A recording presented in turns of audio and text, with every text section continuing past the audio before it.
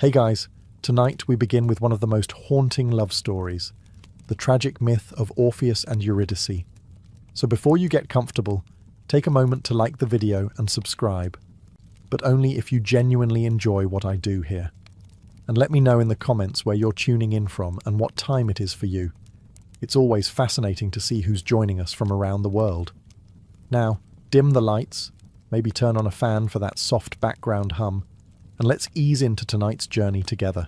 Before fame, before heartbreak, and long before anyone thought descending into hell for love was a good idea, there was Orpheus, the original rock star of ancient Greece.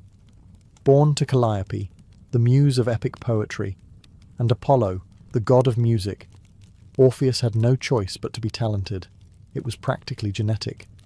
While other children learned how to hurl stones at goats, little Orpheus was busy discovering that plucking strings could make people cry, which, in ancient terms, was the peak of sophistication.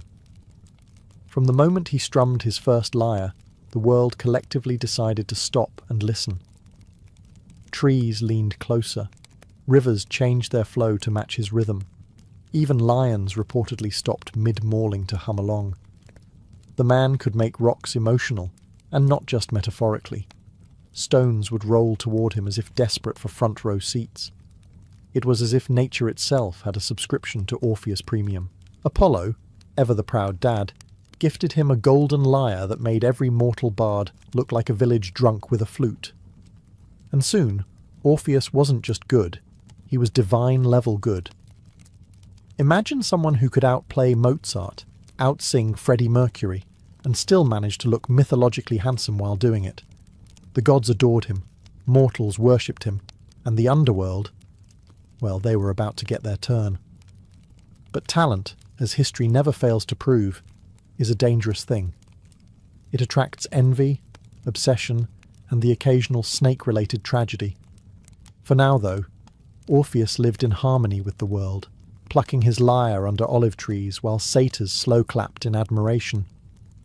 His songs weren't merely melodies, they were emotional ambushes. Farmers forgot to harvest, hunters forgot to hunt, and philosophers forgot what they were arguing about. Every strum told a story. Every note promised an escape from the dullness of mortal life. He could make grief sound poetic and heartbreak sound like an exclusive experience. The ancient world had found its celebrity, and unlike most mortals, Orpheus seemed immune to arrogance.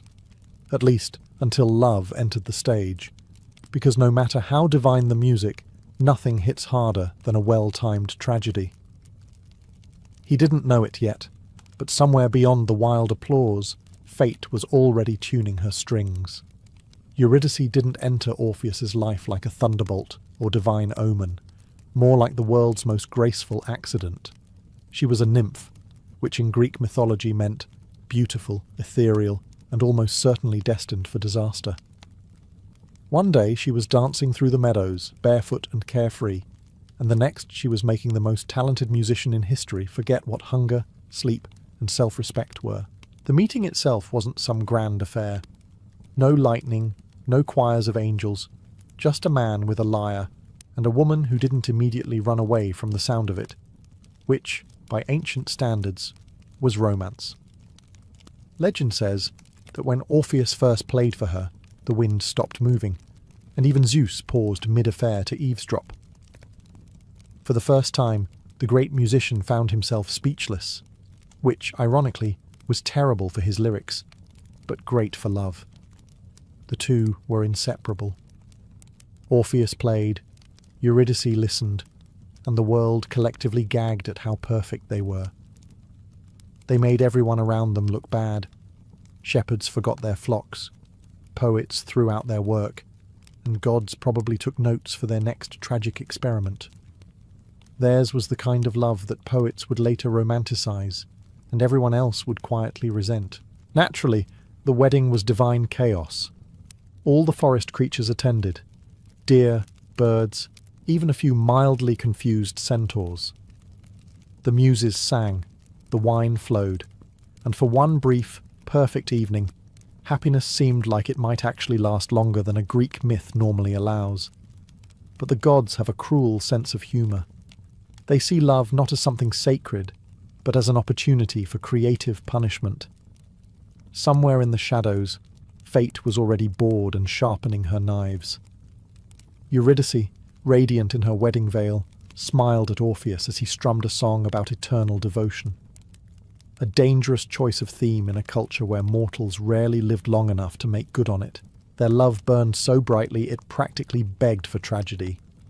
Because in Greek mythology, the moment things go perfectly, the universe clears its throat and says, "All right, now let's ruin everything."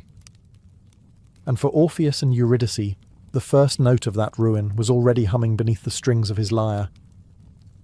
Tragedy in Greek mythology has a peculiar rhythm. It usually begins with someone being too happy, which the gods apparently find offensive. Orpheus and Eurydice were blissfully married, dancing through meadows, laughing under olive trees, and generally behaving like two people who had clearly never read a Greek myth. It was only a matter of time before nature, ever the jealous spectator, decided to intervene. It happened on what should have been a perfectly ordinary afternoon. Eurydice wandered into a field of wildflowers, perhaps humming one of Orpheus's latest hits. Somewhere nearby lurked Aristeus, a minor shepherd with major ego problems. Convinced that no meant try harder, he chased her through the tall grass with all the grace of a drunken goat. In her desperate attempt to escape, Eurydice stepped on the one thing worse than a bad suitor, a viper. The snake struck fast, and the meadow went quiet. Eurydice fell, her veil brushing the petals as she collapsed. One bite. That was all it took. By the time Orpheus arrived, guided by the echo of her final scream, the world had already dimmed. She lay still, her beauty untouched, as if even death hesitated to claim her too roughly. The lyre slipped from his hands. For the first time, silence was louder than song. It said that Orpheus tried to sing her back to life, as if death might pause, tap its foot and reconsider. But the underworld has no taste for melody. Eurydice was gone, and all that remained was a man, a lyre, and the kind of grief that doesn't fade, but ferments. The world, ever indifferent, carried on. The birds resumed singing, the rivers continued flowing, and Aristeus went back to pretending he was relevant. But Orpheus, he wandered. His songs changed. Gone were the joyful tunes that made even stones weep with happiness. Now every note bled sorrow. The forests grew quiet, not out of awe, but pity. And somewhere in the shadows, Hades smiled faintly, not out of cruelty, but because he knew. No matter how divine the music, some hearts are destined to play their masterpiece only after breaking. The first act of Orpheus's legend was over. The descent was about to begin. Grief does strange things to mortals. Some drink, some pray, and some decide to march straight into the underworld with a musical instrument. Orpheus naturally picked the third option. Mourning Eurydice, he wandered aimlessly for days, strumming songs so mournful that even the trees looked uncomfortable. When he finally stopped crying long enough to think, he made a decision that could only be described as either heroic or clinically insane. He would bring her back. The ancient Greeks called this sort of thing hubris. The gods called it excellent entertainment. Armed with nothing but his lyre and an alarming amount of emotional damage, Orpheus approached the mouth of Hades, a cavern so dark it made tax season look cheerful. Most mortals would have turned back. Orpheus, however, had the kind of confidence that only love and poor decision-making can create. He played as he entered, each note echoing through the gloom like a heartbeat in a tomb. The shadows paused. The ghosts, usually busy moaning about their own tragedies, went quiet to listen. The ferryman Charon, infamous for charging even dead people a fee, forgot to ask for payment and just waved him across the river Styx. If Spotify had existed, Orpheus would have been trending in every realm. Past the river, Cerberus, the monstrous three-headed dog of hell, perked up. Normally, he preferred his snacks screaming, but Orpheus played a tune so gentle that the beast yawned, curled up, and took the most peaceful nap in underworld history. It was official. The man could charm anything with a pulse, or in this case, without one. As Orpheus descended deeper, even the Furies, ancient spirits who specialized in making people regret being born, wiped their tears and asked for an encore. The dead, long deprived of beauty, found something almost living in his music. And at the heart of it all, sitting on thrones carved from shadow and regret, were Hades and Persephone.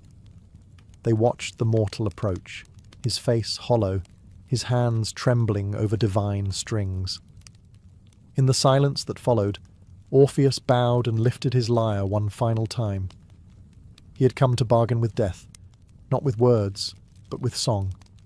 And for once, death would listen. Convincing Hades to do anything out of kindness was about as likely as convincing Zeus to stay faithful. Yet here stood Orpheus, one mortal, one lyre, and a grief so raw it could have cracked marble. Hades, the ultimate bureaucrat of the afterlife, looked unimpressed. Persephone, on the other hand, leaned forward, eyes bright with something between pity and curiosity. It wasn't every day a man walked into hell and requested a refund. Orpheus didn't speak. He simply played. The first note trembled through the chamber, fragile but defiant. Then came another, and another. A melody so pure that even the tormented souls of Tartarus paused mid-scream. Rivers of fire slowed their flow, the shadows straightened their backs, and even Hades' crown tilted slightly, as if trying to catch every sound. It was music not of rebellion, but surrender. A hymn to love's arrogance and its futility. Persephone wept openly, her tears blooming into ghostly flowers across the obsidian floor. Hades pretended not to notice, but the corners of his mouth twitched, the godly equivalent of bawling. Every string Orpheus plucked told the story of Eurydice's laughter, her sudden silence, and the unbearable echo that followed. By the time he struck the final chord, the underworld had forgotten its misery. Even the dead, briefly, remembered what it felt like to live. For a long moment, no one spoke. Then Hades exhaled, a sound that could have been mistaken for the world ending. "Fine," he muttered, like a man agreeing to lend his car to someone he doesn't trust. "You may have her back, but under one condition: she follows behind you, and you must not look back until you both reach the world above." It was classic Hades, the kind of loophole-riddled mercy that would make a lawyer blush. Orpheus nodded, grateful and doomed in equal measure. As Persephone guided Eurydice's shade toward the path of light, Hades slouched back into his throne, muttering something about mortals and their theatrics. The deal was struck, the music had worked, and the impossible had been granted. All Orpheus had to do was walk, and resist the single most human instinct of all, to look back. What could possibly go wrong? The deal sounded simple enough. Walk straight out of hell without glancing back. But simplicity has never been the strong suit of mortals, especially ones armed with both trauma and curiosity. Orpheus began his ascent with Eurydice's faint footsteps echoing behind him. Light, almost ghostly, as if she were more memory than matter. The tunnel wound upward through layers of shadow, and every step felt like wading through grief made solid. For the first few minutes, Orpheus was the model of discipline. Eyes forward, jaw clenched, playing mental chess against temptation. But the underworld wasn't about to make this easy. The silence was maddening. No whispers, no movement, just the faint, uncertain sound of someone who might, or might not, still be following. He wanted to speak, to say her name, but the gods had neglected to mention whether talking counted as looking back, and Hades was the type to exploit fine print. So he pressed on, sweating like a sinner in confession. Every few steps, his imagination betrayed him. What if she wasn't there? What if it was all some elaborate divine prank? After all, the gods had form. They'd turned people into trees for less. The light from the mortal world began to shimmer faintly ahead, a distant halo of hope. He could almost taste freedom, sunlight, wind, the scent of grass. But with each step, the sound behind him grew quieter, as if Eurydice were fading, slipping further away. Doubt dug in its claws. Maybe she'd tripped. Maybe Hades had lied. Maybe love, for all its songs and poetry, was just a cruel trick with better marketing. The tunnel narrowed, the air thinned, and the silence became unbearable. Orpheus stopped. His heart hammered like a drumbeat in a funeral procession. Just one look, he thought. Just one, to be sure. And there it was. The fatal thought that every tragic hero before and after would repeat in one form or another. What's the worst that could happen? He turned his head ever so slightly. The answer, as it turned out, was everything, and then he did it. The one thing literally everyone, alive or dead, told him not to do. Orpheus turned around. One flick of the neck, one twitch of mortal impatience, and the universe collectively face-palmed.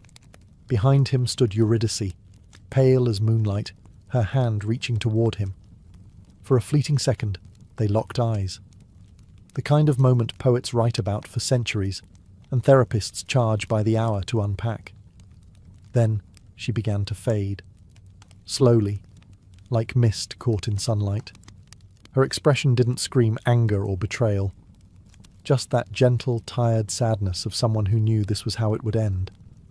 Orpheus lunged forward, arms outstretched, but his hands met only air. She whispered his name. Or maybe it was just the sound of the wind retreating. And then she was gone. Pulled back into the dark like a curtain closing on a tragedy everyone saw coming. The silence afterward was surgical. No music, no echo, just the quiet realization that he had outsmarted himself. Even the gods probably paused their ambrosia to watch the replay. Somewhere, Hades was muttering, "I literally said don't look back," while Persephone sighed, "Mortals, every time." Orpheus stood frozen, staring at the spot where she vanished. The light ahead no longer seemed like salvation, just an insult. Daylight mocking a man who'd lost everything twice. He sank to his knees, the lyre slipping from his grasp. The notes that once could charm gods now sounded hollow, like a promise broken mid-song. Some versions of the story say he begged Hades for another chance. Others claim he screamed so beautifully that even the Furies turned away in shame. But there were no second bargains. The contract was void. Eurydice belonged to the underworld once more, and Orpheus, well, he belonged to his own mistakes. As he stumbled back toward the living world, the shadows didn't jeer or whisper. They simply let him go, like an audience that's grown weary of tragedy, but can't deny it was beautifully performed. Love had conquered neither death nor human doubt, just proven that both were equally stubborn. And somewhere in the distance, the last note of his song finally died. When Orpheus finally emerged from the underworld, he wasn't triumphant. He looked like someone who had rage-quit life halfway through. The sunlight hit his face, but it didn't warm him. It just reminded him of how cold everything else had become. His lyre, once the most envied instrument in Greece, now felt like a cruel joke. A thing built for harmony in a world that clearly preferred chaos. The people who saw him said he was changed. Gone was the golden boy who made the trees sway and the rivers hum along. What walked among them now was a hollowed-out echo, a man dragging the weight of two deaths, one of a wife and one of a dream. He played sometimes, but the melodies were strange, part mourning, part accusation. Birds fell silent, farmers forgot to move, and somewhere a satyr muttered, "Well, that killed the vibe." Word spread, as it always does when misery is involved. They said Orpheus's music could now make the living envy the dead. He sang of loss, of love's arrogance, of the moment when faith blinked and eternity slipped away. It wasn't pretty, but it was unforgettable, like watching a shipwreck in slow motion with a haunting soundtrack. Eventually, he stopped playing altogether. The lyre hung at his side like an old friend he no longer trusted. People whispered that he had gone mad, but the truth was simpler. He had seen what lay beneath the world's surface, and it wasn't enlightenment. it was bureaucracy with candles. He'd challenged death, and death had given him a perfectly reasonable no. In the quiet that followed, Orpheus wandered. He didn't perform, didn't eat much, didn't talk to anyone. Even the gods, usually quick to meddle, left him alone, perhaps out of pity, or perhaps because his failure was the kind of poetic irony they couldn't improve upon. The world returned to its rhythm, pretending not to notice the man who had once made it dance. But every now and then, someone swore they could hear faint music drifting through the hills, the echo of a song that had once tamed the wild, now mourning itself. The greatest musician alive had finally discovered the sound of silence. Grief eventually curdles. At first, it's poetic. Tragic songs, moonlit wandering, a touch of divine melancholy. But after a while, it just starts to smell bad. Orpheus had passed the poetic phase. He'd entered the talking to trees era of heartbreak. He refused all company, avoided festivals, and developed the 1,000-yard stare of a man who had not only seen the afterlife, but received a 1-star review from it. People tried to help. His friends, assuming he still had any, invited him to gatherings, where he'd sit quietly in the corner until someone inevitably said, "Play us a song." Then he'd strum one chord that made everyone question their life choices and leave. The Muses, his divine aunts, even staged what was essentially an ancient Greek intervention.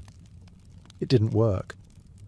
Orpheus thanked them politely, then went right back to composing songs with titles like Death, My Only Audience.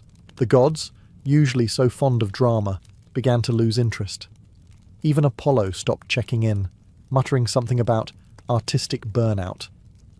The villagers, on the other hand, found him terrifying. Children whispered that he could summon ghosts. Adults said he'd been cursed. In truth, he was just profoundly miserable, which in ancient Greece was almost fashionable. He took to the woods, preferring the company of rocks and birds to that of mortals. Animals listened, though they didn't dance anymore. They just sat quietly, as if attending a very long funeral. His songs had lost their power to charm. They only lingered like smoke. Some say even his shadow began keeping its distance, and then there were the women, or rather, the ones he avoided. After Eurydice, Orpheus swore off love entirely. Depending on which ancient gossip you believe, this offended quite a few admirers. Greek women were not accustomed to rejection, especially from someone whose voice could make a boulder tear up. Rumours spread that he hated all women. Others said he simply feared them, which, considering his track record, was perfectly understandable. Isolation turned into something stranger. The line between genius and madness blurred. His music became unpredictable, bursts of beauty swallowed by chaos. The man who once charmed the world now sang only to the void, and the void, as always, was a loyal listener. Death finally found Orpheus. Though, to be fair, he'd been rehearsing for it for years. By the time it arrived, he wasn't so much living as dramatically existing.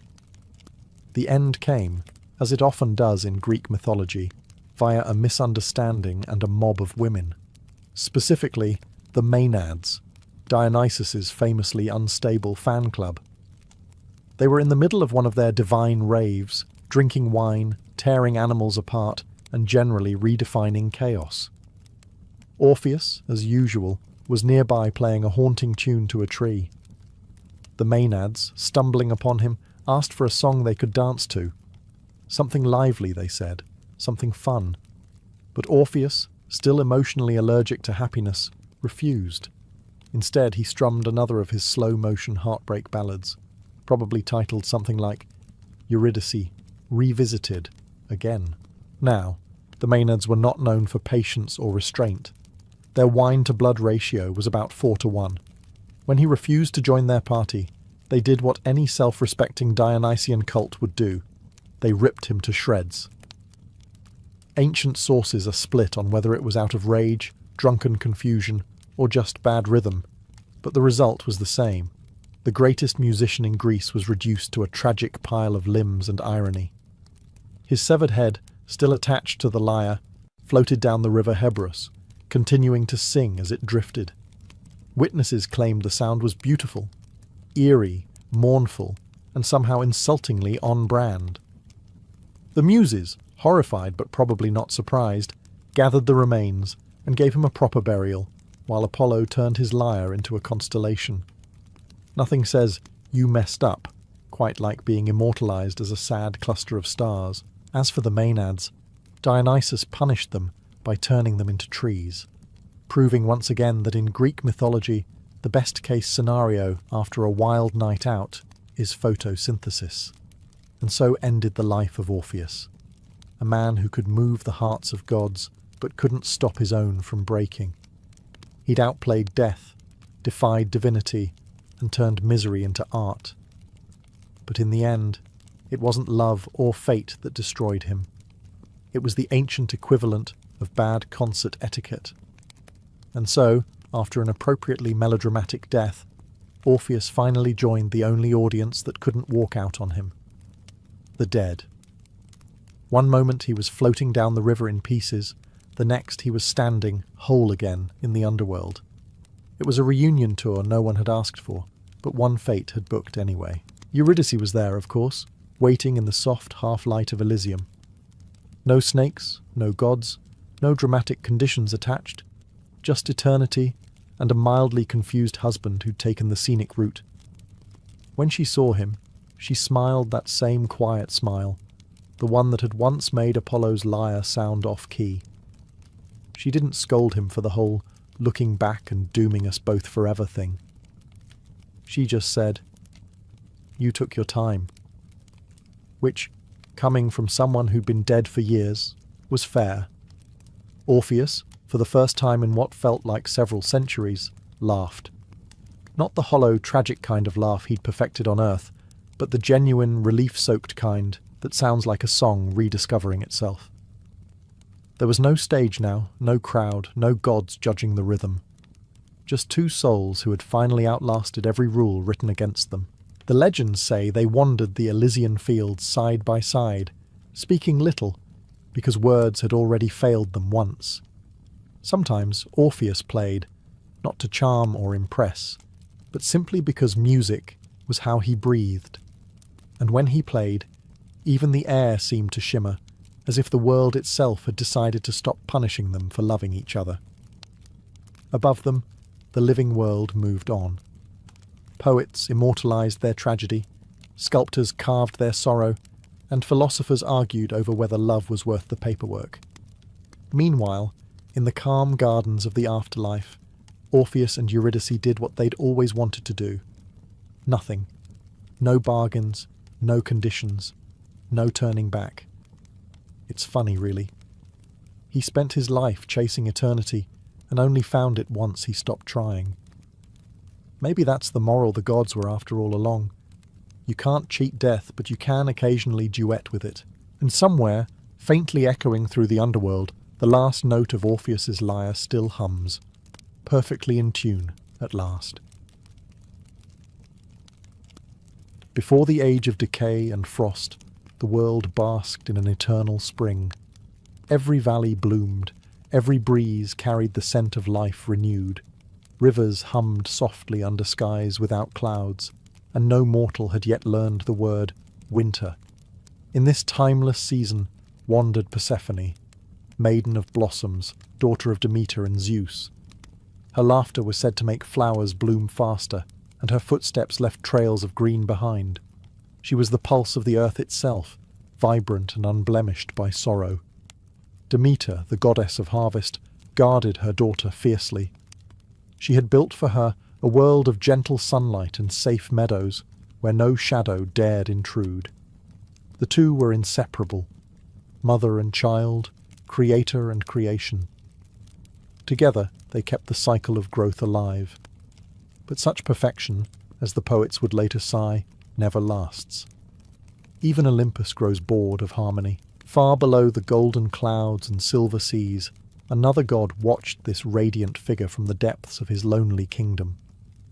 Hades, ruler of the underworld, sat on a throne carved of obsidian, surrounded by shades who offered neither laughter nor love. His was a realm of silence, ordered, dutiful, but utterly devoid of warmth. The living feared his name, though he brought them justice after death, and for ages he had ruled without longing, until he saw her. Persephone's beauty pierced through the cracks of the world like sunlight leaking into a tomb. To Hades, she was not just a maiden, she was balance itself, a counterpoint to his darkness. Yet how does one who governs the dead speak to life incarnate? He knew no courtship, no poetry. He only knew possession. Up above, the gods feasted and laughed, oblivious to the brewing tension below. Even Zeus, father of both, felt the quiet pull of inevitability, but chose silence, the kind of silence that would one day split the earth open. For now, the world still sang with spring. Persephone wove crowns of lilies and narcissus, untroubled by destiny. But somewhere beneath her dancing feet, the ground began to stir, not yet cracking, just whispering her name. The gods were watching, the seasons were waiting, and paradise had already started to end. Hades, the invisible one, ruled a kingdom unseen by mortal eyes, a vast expanse of shadow, mist, and memory. The underworld was not cruel, it was precise. Every soul had its place, every shade its silence. Yet for all his power, Hades was a prisoner of loneliness. His brothers, Zeus and Poseidon, had divided the cosmos between them, the sky, the sea, and the soil below. Hades had drawn the short straw, the realm of the dead. No cheers, no sunlight, no love. Only the echo of lives that once were. In that endless twilight, Persephone became his fixation. He saw her first in the mortal fields. A figure gleaming among mortals and nymphs, her laughter rippling like a bell in a mausoleum. To Hades, she was not merely beautiful, she was unbearable. The way light danced on her hair mocked his darkness. The way she gathered blossoms defied the stillness he ruled. And so he watched, not with lust, but with an ache deeper than hunger. It was not desire as men know it, but the yearning of night for dawn. Still, even gods require permission to act. Hades sought out Zeus upon Olympus, his tone steady, but his eyes hollow. "Brother," he said, "the world above teems with life. I wish for a queen to rule beside me. Let it be Persephone." Zeus, master of compromise, considered the request. Demeter's daughter was precious, but her mother's power had grown vast, and Zeus feared the balance of Olympus tipping toward her. And so he answered not with words, but with silence, a silence that Hades interpreted as consent. That silence was enough to set the myth in motion, for the god of death is not accustomed to waiting. He began to plan, not with malice, but with inevitability. In his mind, Persephone's laughter no longer belonged to the surface world. It belonged to the deep. In the days that followed, the earth itself seemed to hold its breath. The meadows still bloomed, the sun still shone, yet beneath them all the god of the dead prepared his chariot of gold and obsidian. Love, or what passed for it in the underworld, was about to shatter the eternal spring. It was an ordinary morning, or as ordinary as mornings could be in a world that had never known decay. The sky was soft as milk, the breeze thick with scent. Persephone wandered across the meadow, her laughter tumbling through the grass like a melody without end. Nymphs followed her, their baskets overflowing with blossoms, each bloom competing for her touch. Among them, a voice, faint and curious, whispered her name. She thought it was the wind. Then she saw it, a single flower standing apart from the rest. A narcissus, white and gold, its petals trembling as though alive. It was not merely beautiful, it was divine. Even the air around it shimmered, heavy with enchantment. Persephone hesitated for a moment, the faintest ripple of unease running through her. But curiosity, that ancient curse of gods and mortals alike, pulled her closer. She reached out. The moment her fingers brushed the petals, the earth roared. The The meadow split open in a violent tremor that sent birds screaming into the sky. Soil churned like waves, and from the fissure below rose a chariot of gold drawn by 4 black horses. Their manes burned with shadow. At their reins stood Hades, the king of the dead, his crown of obsidian catching the light like a wound. Before Persephone could cry out, he reached for her, not roughly, but with the desperate finality of a god who has waited too long. The ground swallowed them both. The chasm sealed, and silence fell over the meadow once more. The nymphs screamed her name until their voices failed. All that remained was the crushed Narcissus, glowing faintly in the dirt. The world above continued as if nothing had happened, but something profound had changed. The air grew stiller. The light seemed less forgiving. The endless spring had lost its rhythm. Some say the Narcissus was planted by Gaia herself, at Zeus's quiet command, a trap laid in beauty's disguise. Others claim Hades crafted it from his own longing, the first flower ever born of darkness. Whatever the truth, the moment Persephone touched it, innocence ended. The goddess of spring had vanished beneath the earth, and paradise had begun to mourn. When Persephone vanished, the world did not notice at first. Flowers still bloomed, rivers still sang, and the winds still whispered through olive groves. But Demeter felt the absence instantly, a silence in her heart so sharp it cut through divinity. The mother of all harvests paused mid-step, sensing a tear in the fabric of creation. She called her daughter's name once, softly, expecting laughter in reply. None came. Panic followed. Demeter abandoned Olympus and roamed the mortal world disguised as a grey-haired woman, her golden crown traded for dust. She wandered from field to field, torch in hand, searching through the night. She questioned shepherds, fishermen, even the waves of the sea. Each answered with the same empty stare. Days turned to weeks, and the goddess of plenty grew gaunt with despair. The earth began to mirror her sorrow. Crops wilted beneath her tears. Seeds refused to sprout. Once verdant valleys turned skeletal, their rivers shrinking into mud. Mortals prayed, begging the heavens for mercy, but no rain fell. The famine spread, quiet at first, then roaring like a divine curse. The balance of the world trembled. At last, Demeter confronted Helios, the all-seeing sun. He tried to avert his gaze, but she seized his light and demanded truth. "Tell me who took her," she thundered, "or your sky will burn black."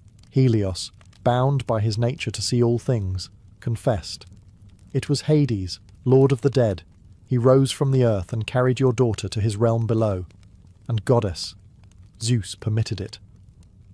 That final revelation broke her. Demeter's sorrow curdled into fury. She cursed Olympus, vowing that not one blade of grass would grow until her daughter was returned. Fields became deserts, orchards skeletons. The fragrance of the earth died. Even the gods began to feel hunger. Zeus, pressured by mortal prayers and divine unrest, finally took notice. The king of gods could ignore many things, but not starvation. His world was unraveling, and he knew its source. Meanwhile, beneath all that ruin, Persephone sat in the dim halls of Hades, unaware that her mother's grief had frozen the living world. Spring was gone, and for the first time in creation, winter was born. Far beneath the weeping earth, Persephone awoke in darkness. The air was thick with silence, the kind that presses against the soul. She expected chains, torment, fire, whatever terrors mortals imagined of the underworld. Instead, she found stillness and symmetry. The realm of Hades was not cruel, only cold. Rivers of memory flowed through caverns vast as night itself, and pale shades drifted like mist across the black fields of asphodel. Hades watched her from his throne of obsidian, his expression unreadable. He did not revel in her fear. He seemed almost uncertain of his own victory. "You are safe here," he said, his voice low and hollow as an echo. Persephone did not answer. Her defiance was silent, but it burned bright enough to warm the void around her. Days passed, or what passed for days in a land without sun or moon. Servants of shadow brought her jewels carved from the bones of mountains and robes woven from starlight caught between realms. She refused them all.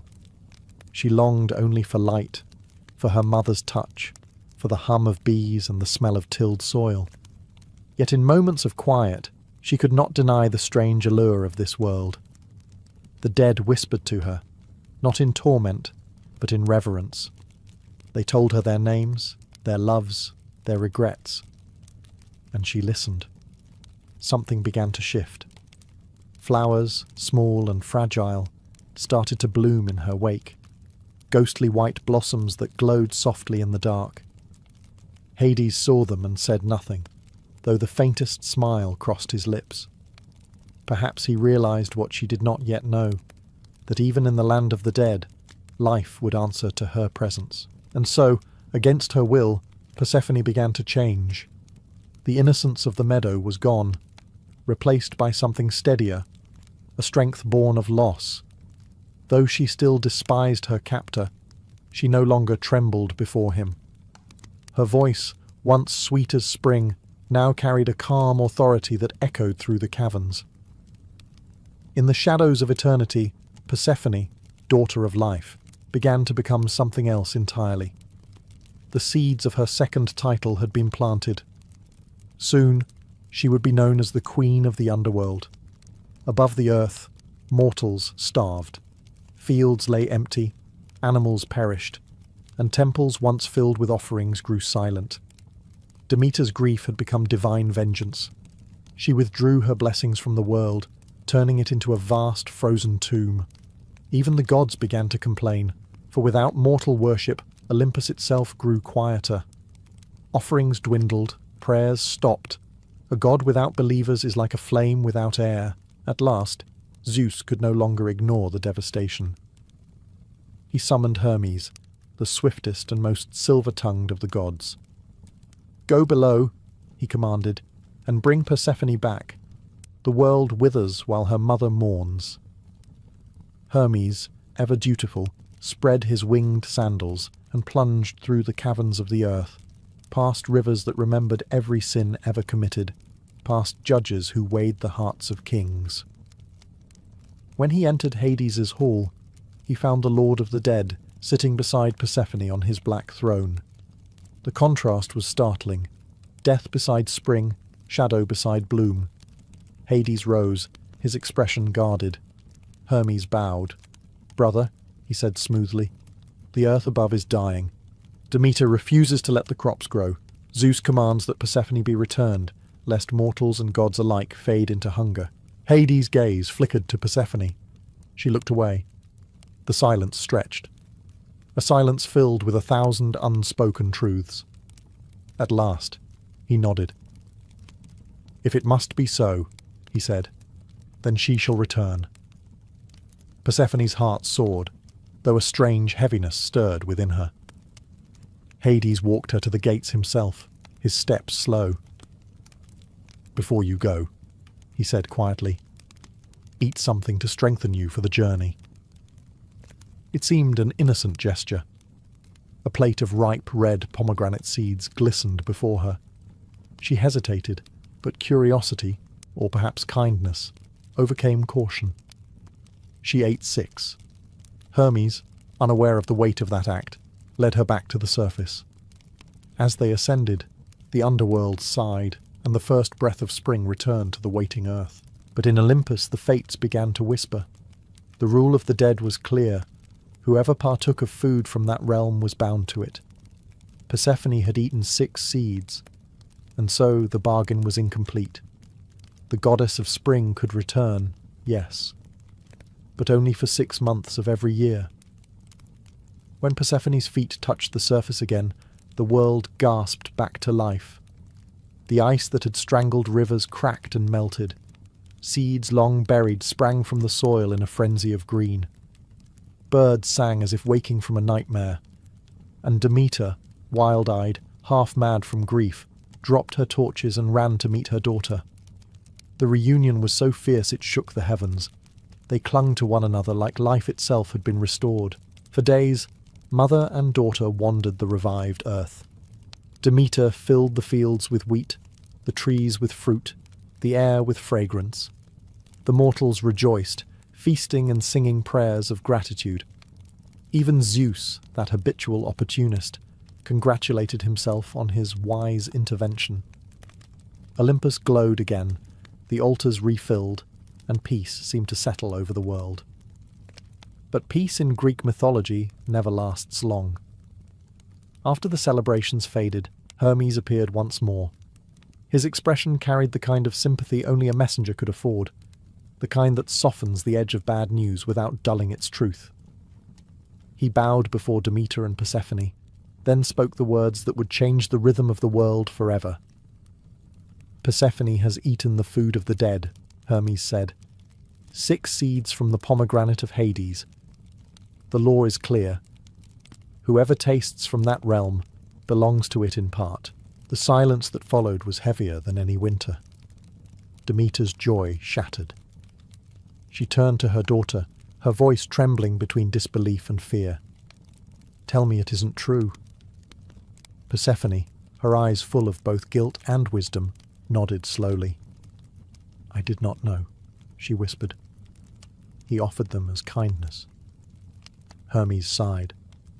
"Then there can be no full return. But Zeus, in his wisdom, decrees a compromise. For 6 months of every year, Persephone shall dwell above with her mother, and for 6 months below with her husband. Thus will the seasons turn, life and death in eternal rhythm." Demeter did not answer. She only held her daughter tighter, as if her grip could keep the months from passing. But the law of gods is iron, and so the earth itself learned to breathe, half in bloom, half in mourning. The first true spring had come, and the first winter waited just behind it. When the time came for Persephone to descend again, the earth seemed to hold its breath. Demeter wept, though she had known this moment would return. The fields began to fade beneath her tears, gold turning to grey as though the world itself mourned alongside her. The birds quieted, the winds grew still, and as the veil between the realms opened once more, Persephone walked toward it, not as a captive, but as a queen. The ground parted gently this time, no thunder, no screams, only a sigh, as if the world had accepted its rhythm. Hades awaited her in the depths, solemn and still, yet there was a flicker of something in his gaze, not triumph, but recognition. When Persephone stepped into the chariot, the darkness folded around her like a familiar cloak. In her absence, Demeter retreated once more from Olympus, her grief rippling through the seasons. Winter descended. Frost crept across the earth, rivers hardened to glass, and mortals gathered around dwindling fires. Yet this time, they did not curse the gods, for they had learned the pattern. They knew spring would come again, carried on the footsteps of Persephone's return. Below, the queen of the underworld resumed her throne beside Hades. But the underworld was no longer as it once was. Under her rule, the asphodel fields began to glow faintly, as if lit from within. The shades no longer wandered aimlessly. They found solace in her presence. Even Hades' grim halls softened, the cold stones sprouting pale, ghostly flowers. Life and death had struck a fragile balance. In her hands, Persephone now held 2 worlds, one of sun, one of shadow. When she returned above, the world bloomed. When she departed, it rested. The poets would later call it the Great Compromise, the divine order that made the seasons. But to Persephone and Demeter, it was never so poetic. For them, it remained what it had always been, a parting, a reunion, and a waiting in between. Each ascent brought joy, each descent sorrow, yet both were necessary, for without the dying, there could be no rebirth. And so, the wheel of the year began to turn endlessly, guided by a mother's love and a daughter's destiny. With each descent, Persephone grew stronger. The timid maiden who once gathered flowers beneath the sun had transformed into something altogether different. regal, measured, and calm amid the endless murmur of the dead. She no longer flinched at the cries of lost souls or the chill that hung in the caverns. Where others saw despair, she began to see order. Where others saw ruin, she saw purpose. Hades, for his part, had changed as well. He no longer viewed her as a stolen prize, but as an equal, one who could stand beside him without fear. Together they ruled in an uneasy harmony, he as the stern arbiter of fate, she as the quiet mercy that softened it. When spirits entered his halls, it was Persephone who listened to their final regrets. Her presence brought warmth even to the dead, and word of her compassion reached the living. Mortals began to whisper her name not with dread, but with reverence. Still, she could not entirely banish her sorrow. In the stillness of her throne, she often imagined her mother's laughter, the hum of bees, the scent of rain on wheat. Yet there was no bitterness now, only the understanding that her fate was not a punishment, but a balance. She had become both seed and soil, bloom and decay. The goddess of spring had learned to live among ghosts. Hades would sometimes find her wandering the meadows of asphodel, fingers trailing through the spectral grass. "You have brought life to death," he once told her. "Even the darkness bends toward you." She smiled faintly. "Then perhaps the darkness was never as cruel as we thought," she said. Above them, Demeter endured the cold months in patience rather than fury, knowing that her daughter would return. Each year, their reunion became the heartbeat of the world, joy and grief alternating like breath. The mortals came to see Persephone not merely as the bride of Hades, but as the bridge between worlds. When they buried their dead, they prayed to her for gentleness in passing. When they sowed their fields, they prayed for her return. Thus Persephone's shadow fell across both realms, half sunlight, half night, the goddess who taught gods and mortals alike that even death must yield for a time to life. By the time mortals learned to name the seasons, Persephone had become a figure of paradox, a goddess whose life was both captivity and coronation, tragedy and triumph. From her time below, she had learned patience and empathy. From her time above, renewal and joy. Between the two worlds, she saw what few gods ever understood, that life and death were not enemies, but dance partners, trading steps in an endless waltz. In the underworld, she brought order where there had been despair. The lost souls who once drifted in gloom now found comfort in her calm gaze. Some claimed that flowers of light sprouted wherever she walked, fragile white blooms that fed on memory instead of sun. Even the judges of the dead, severe and unsmiling, began to soften their tone when she entered the chamber. It was as though her presence reminded them that mercy too was divine. Above, Demeter watched her daughter's yearly return with both joy and restraint. The world burst into life at the sight of Persephone, but Demeter had learned not to clutch her too tightly. The goddess of harvest, who had once wielded famine as a weapon, now understood something deeper, that love cannot cage what must move between worlds. Mortals built temples to both mother and daughter, one for the plenty of spring, one for the promise of rest. They offered grain to Demeter and pomegranate to Persephone, honouring both the bloom and the burial. The Eleusinian mysteries were born from this sacred rhythm, an initiation that whispered of rebirth, of hope beyond death. Zeus, ever pragmatic, pretended the arrangement had been his wisdom all along. Yet even he could not deny that what began as a theft had become a balance, one that sustained the earth itself. For Persephone, her dual existence no longer felt like division, but destiny. She had become the hinge of creation, the boundary between joy and sorrow, harvest and hunger, birth and grave. And though her heart ached when she left her mother each autumn, she carried that ache like a crown. For she knew what few gods dared to admit. Every paradise needs its shadow, and every ending hides the seed of a beginning. Ages passed, empires rose and fell, but the story of Persephone and Hades endured.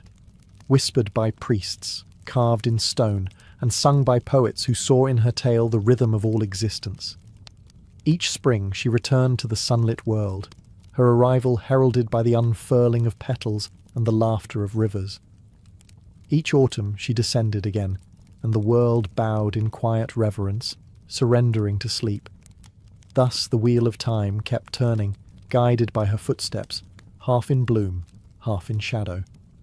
In the underworld, Persephone no longer mourned. She ruled beside Hades with poise born of sorrow and wisdom. Her throne, once a symbol of captivity, became one of balance, the meeting place of life and death, joy and despair. Mortals imagined her as cold, but in truth she was serenity itself. She understood what the living feared to learn, that endings are merely transformations, and every descent is followed by a return.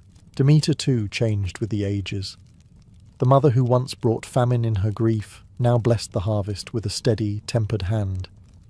She no longer raged at the cycle but embraced it, knowing her daughter's absence was what gave meaning to her return. Between mother and daughter, a pact was sealed, not one of words, but of understanding.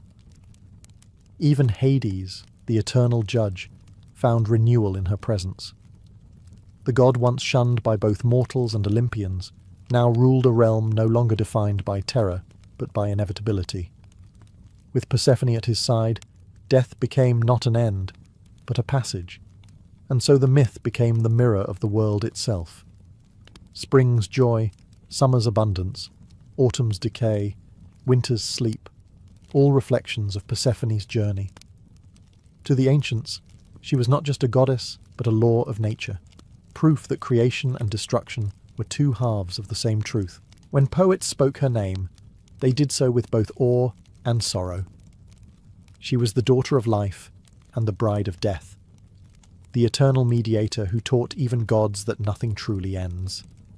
For as long as flowers bloom after snow, as long as love survives loss, Persephone walks between worlds, and the seasons follow her. In the glittering courts of Olympus, perfection was the only acceptable currency. Every god shimmered with beauty, power, and symmetry, each one sculpted like a living flame. Hera, queen of the heavens, had always prided herself on her divine form and lineage.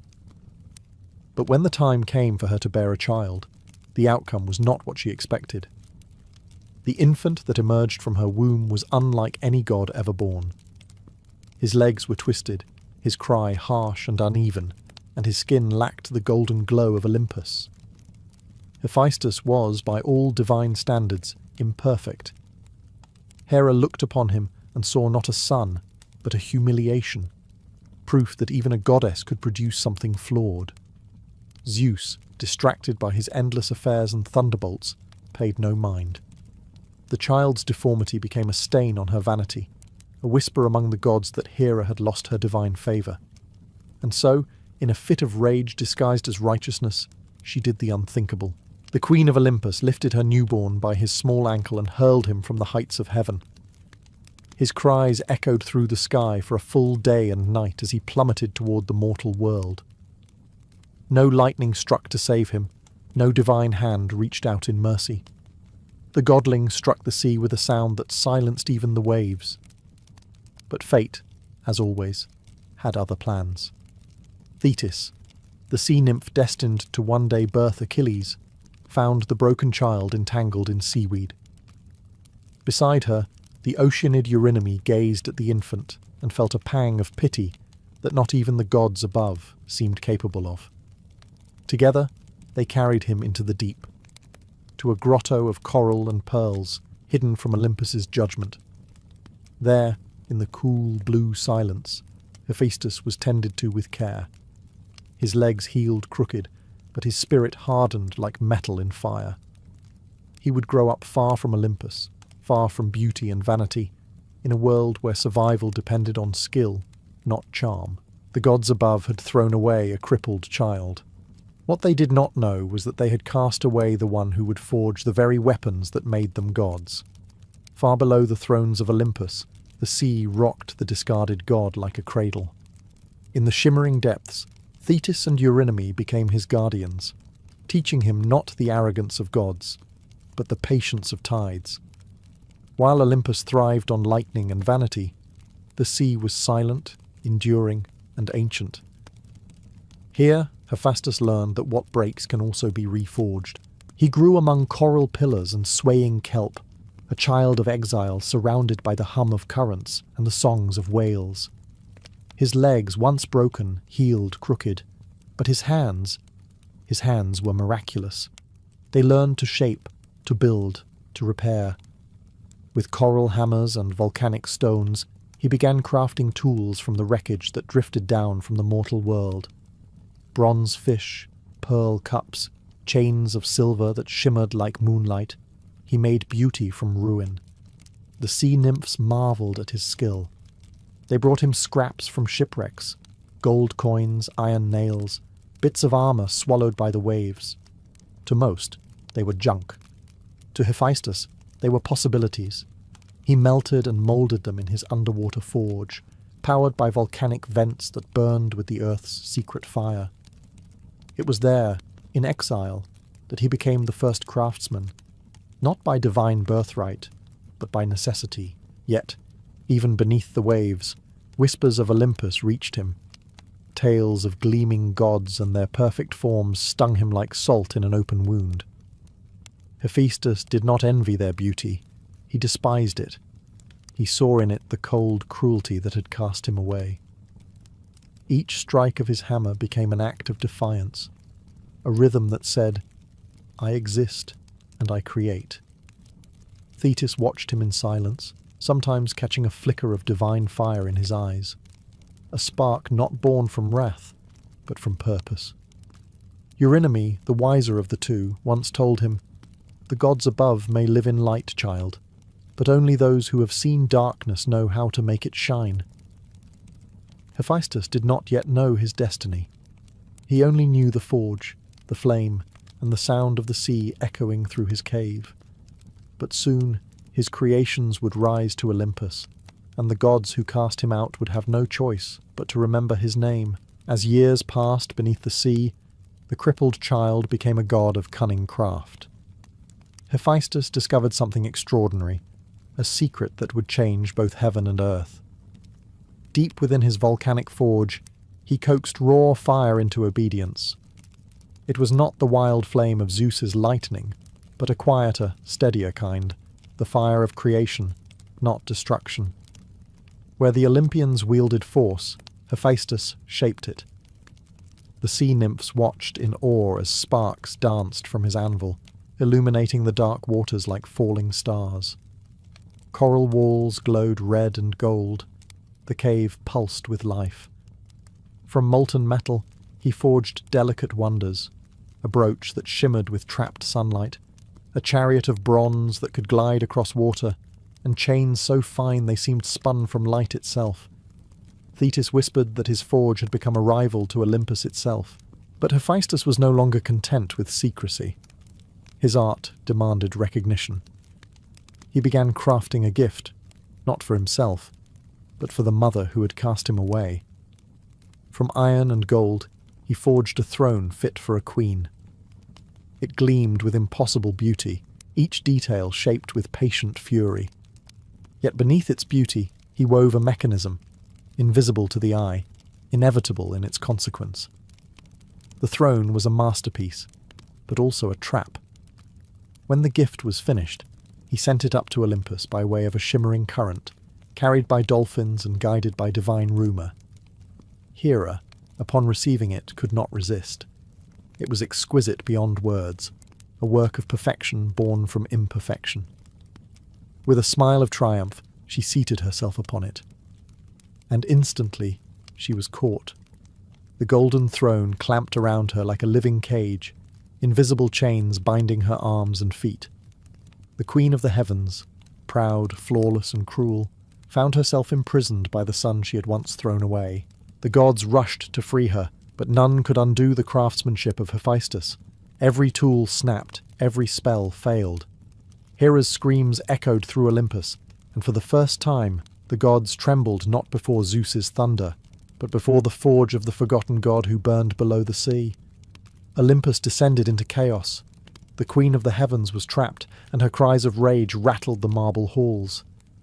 Hera's golden throne, that shining gift, had become her prison.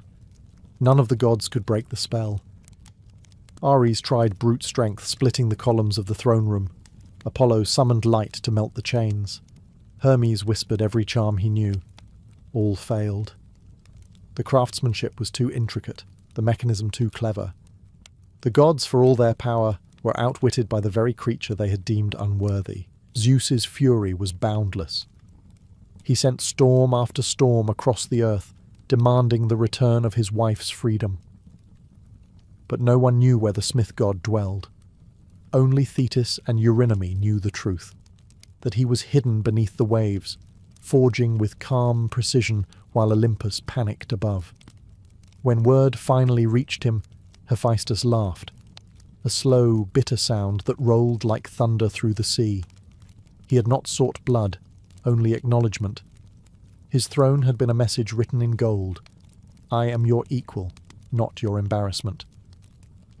Yet now, even the great Zeus knelt before the consequences of his wife's cruelty. Desperation grew. One by one, the gods volunteered to descend and plead with Hephaestus to release Hera, but none returned successful. They tried bribery, threats, even pity. Hephaestus, hammer in hand, ignored them all. He had waited too long to be seen. He would not trade his vengeance for empty apologies. Finally, the gods turned to Dionysus, the god of wine, for if strength and reason failed, perhaps intoxication would not. Dionysus descended to Hephaestus's cave, carrying a cup of divine nectar. He found the smith hard at work, sparks leaping like stars around him. The god of revelry poured him a drink, then another, and another still. Hephaestus, unaccustomed to wine, loosened his tongue, and his heart. Dionysus did not beg or bargain. He simply listened. He laughed at the right moments, cursed Olympus at the others, and in that shared contempt, a strange friendship was born. By dawn, Hephaestus, drunk but smiling, agreed to return with him. Not as a prisoner, but as an artist whose work the gods could no longer ignore. Olympus had never known humiliation like this. Hera, the queen of the gods, trapped on her own throne by an invisible snare, cursed and screamed as the other deities circled helplessly. Apollo's songs did nothing. Ares broke 3 golden hammers in rage. Not even Zeus, lord of the sky, could pry her free. The throne was flawless, a divine lock built by a divine grudge. Desperate, the gods convened in panic. They needed Hephaestus, the son they had never claimed, the crippled exile who now held their queen hostage with craftsmanship alone. But summoning him was no simple task. He would not answer Olympus. He had no reason to. The gods had forgotten him, and he preferred it that way. It was Dionysus, god of wine and revelry, who proposed a solution. "If he won't return to Olympus," he said with a smirk, "then we'll bring Olympus to him, in a bottle." While the others sharpened swords and prepared bribes, Dionysus took a different route, a wineskin and a charming grin. He descended into the mortal world and found Hephaestus in his volcanic forge, his hands stained with soot, his face unreadable. Dionysus offered him wine, then more wine, then just enough flattery to pass as conversation. The 2 gods drank, laughed, and shared tales of godly dysfunction. Somewhere between the 4th toast and the 6th insult towards Zeus's beard, Hephaestus began to laugh. Not bitterly, genuinely. And that was all Dionysus needed. With the god of the forge now swaying slightly, Dionysus slung him over a donkey and paraded him up to Olympus, in what must have been the most undignified return in divine history. A drunk, limping god, slumped sideways on a braying mule, surrounded by satyrs playing flutes. The Olympians watched the spectacle in stunned silence. Hephaestus dismounted, not with grace, but with defiance. He looked Hera in the eyes, no longer a child begging for acceptance, but a god returning on his own terms. Only then did he release her from the golden throne. not with malice, but with measured control. In that moment, Hephaestus wasn't just forgiven, he was feared. Olympus would never laugh at the cripple again. They would bow to the god who could build prisons from beauty. From that day onward, Olympus treated Hephaestus differently. The same gods who once turned away from his twisted legs now marveled at the precision of his hands. Zeus himself, swallowing his pride, granted Hephaestus his own divine workshop, a forge that burned inside the heart of Mount Olympus, its bellows powered by sacred winds.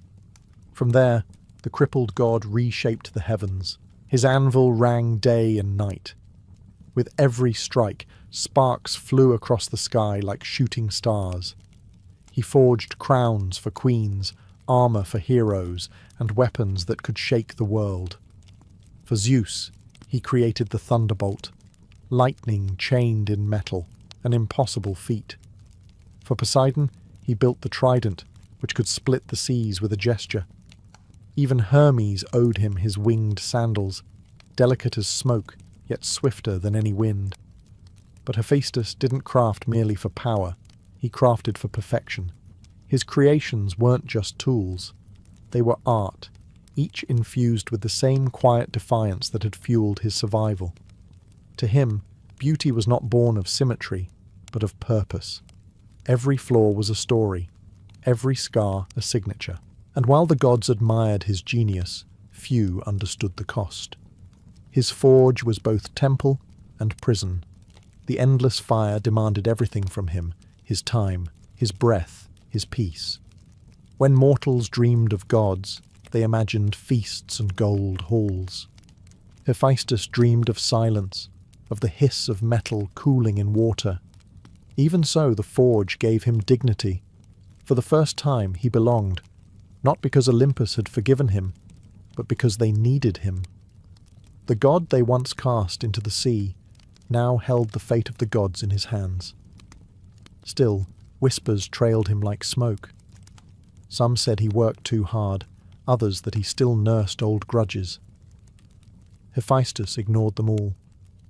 When the flames of his forge reflected in his eyes, even Ares hesitated to speak. He had become the divine blacksmith, builder of Olympus, architect of divine war, and the quiet craftsman behind every god's power. From rejection, he had forged dominion. From imperfection, he had shaped immortality. And the fire that once exiled him now bowed to his will. For all his triumph in the forge, Hephaestus still lacked what every Olympian was expected to possess: companionship. The gods of Olympus were rarely single, though their marriages were usually as stable as Dionysus after a wine festival. Zeus, ever the meddler, decided that the god of fire deserved a bride, and so, in an act that might have been mercy or mischief, he offered Hephaestus the hand of Aphrodite, goddess of love and the most beautiful being in existence. The announcement stunned Olympus. The gods whispered, the goddesses snickered. Aphrodite herself was not consulted. She, the embodiment of desire, bound to the crippled smith. It was unthinkable.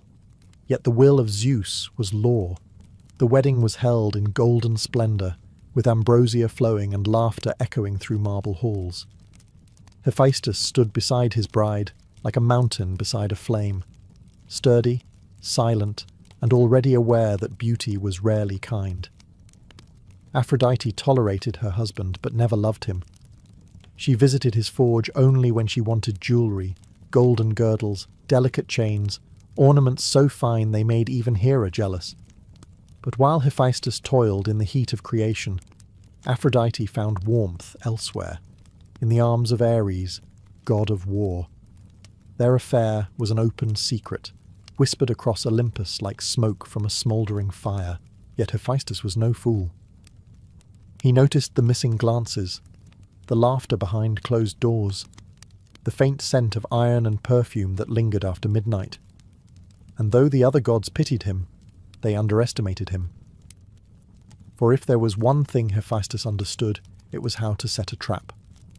With quiet precision, he forged an invisible net of gold, fine as spider silk, unbreakable as fate. He waited until the lovers met again, then let the net fall. The chains shimmered into being, binding Ares and Aphrodite together mid-embrace. At dawn he summoned the gods to witness his vengeance. The laughter that followed was thunderous. The lovers were shamed before all of Olympus. Their beauty and power turned into spectacle.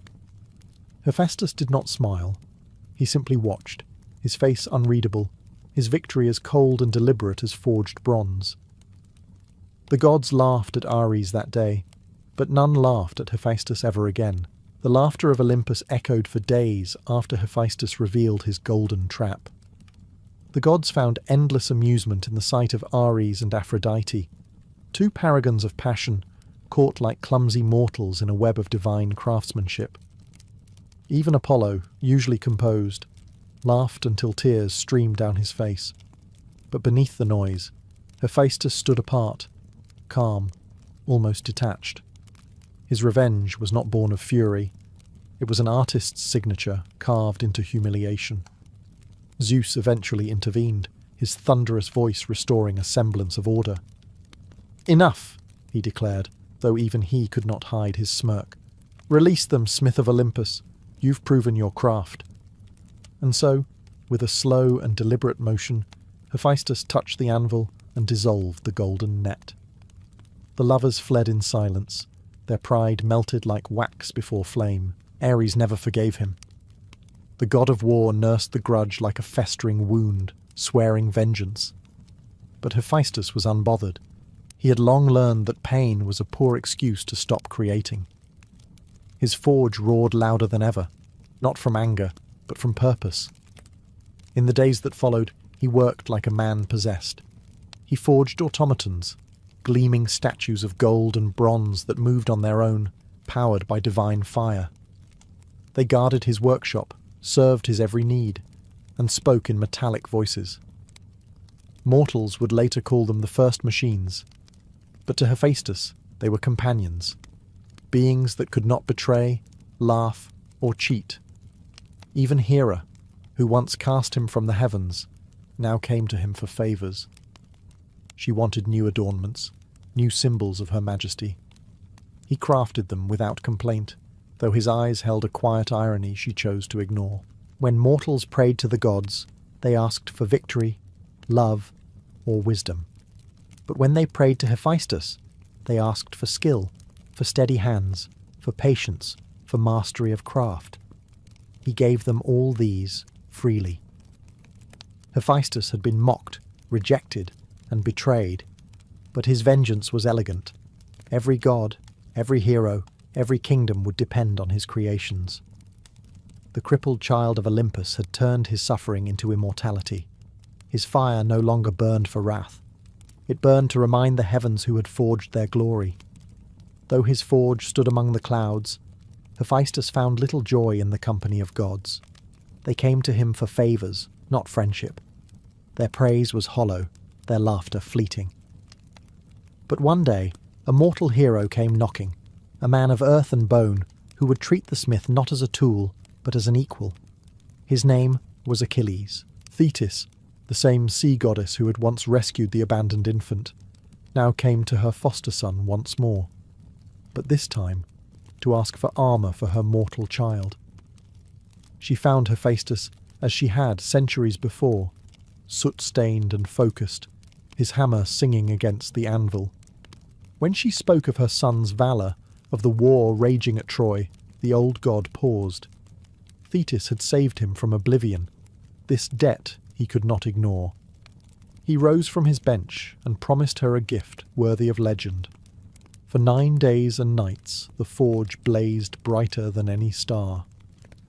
The gods themselves leaned from their thrones to watch the sparks dance above Olympus. When the work was done, Hephaestus presented the armour, a masterpiece of divine craftsmanship. The breastplate shone like sunrise. The shield told the story of the world, oceans, constellations, cities, beasts, and men, all etched in living metal. When Achilles wore it, even the immortal eyes of the gods blinked in awe. The armour did more than protect him. It made him myth. Mortals sang that his brilliance on the battlefield was the reflection of the gods' fire itself. And though Achilles would one day fall, his glory would not. The shield outlived the man. It became proof that the creations of Hephaestus could outlast even death. For perhaps the first time, the god of forges saw in a mortal what he had long sought in gods: gratitude. Achilles had worn his work not with arrogance, but with pride. In that mortal warrior, Hephaestus saw reflection, beauty born from imperfection, greatness forged through pain. When Thetis thanked him, Hephaestus only nodded and said, "Fire burns what it touches, but it also makes the clay strong." And with that, he returned to his forge, his hammer once again singing to the rhythm of destiny. Hephaestus was not merely a blacksmith. He was a creator, a divine engineer centuries ahead of his time. His mind never rested, always seeking new forms of life that could obey the laws of precision rather than the whims of gods. From his forge in Olympus, he began crafting beings not of flesh, but of metal, golden automatons, shining constructs animated by divine intelligence. They were neither mortal nor divine, yet something in between.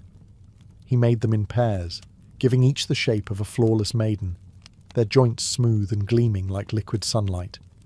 They could walk, speak, and even think, their eyes glowing softly with firelight. They tended his forge, brought him tools, and sang in mechanical harmony as the hammers fell.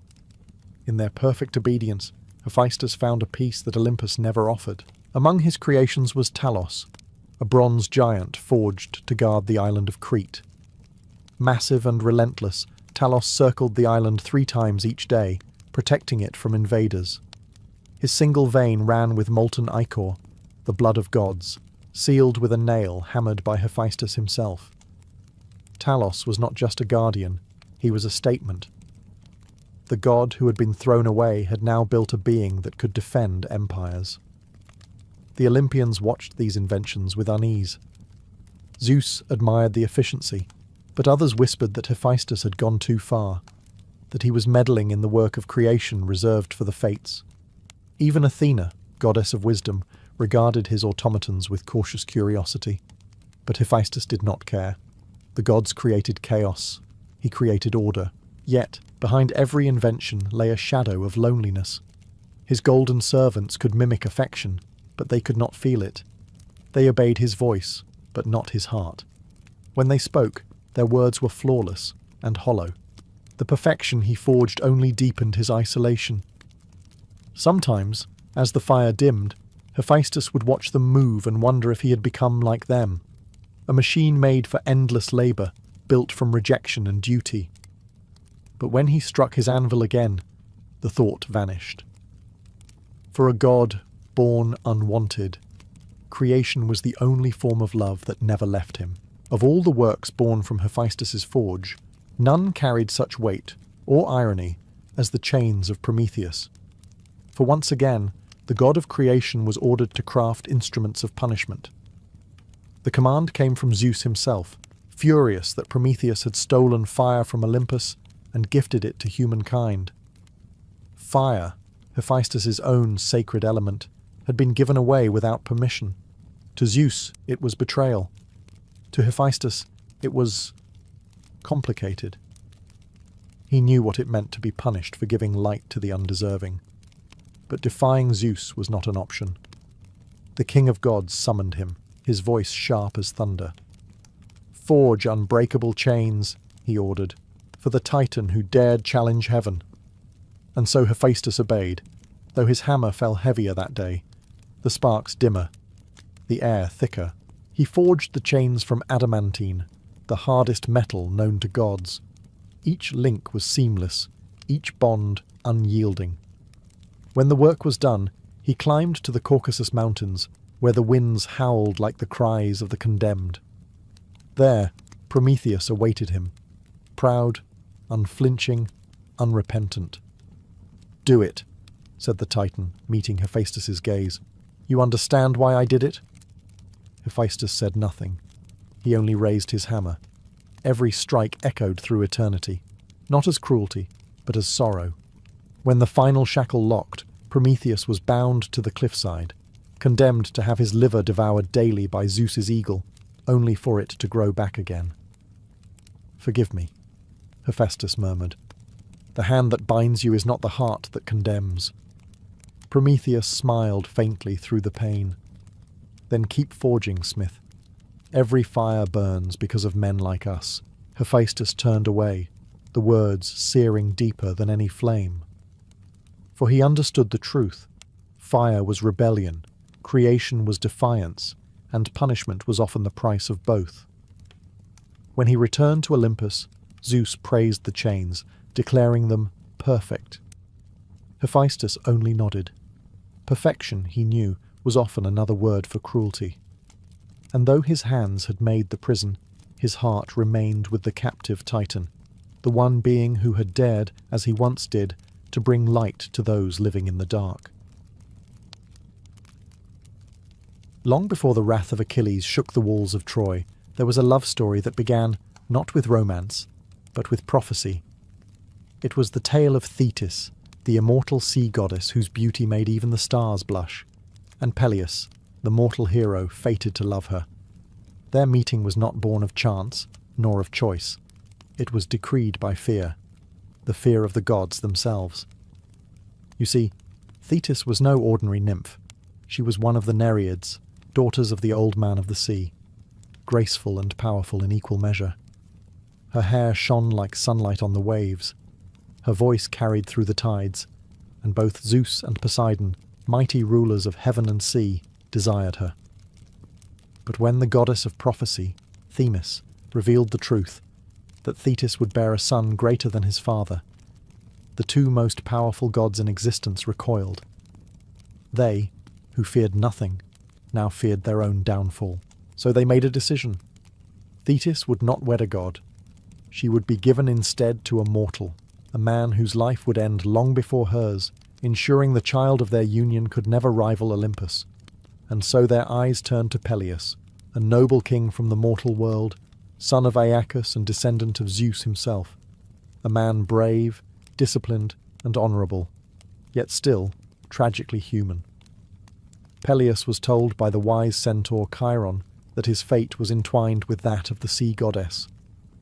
"You will win her," Chiron warned, "but only through courage and patience. She will resist, as wild as the waves that bore her."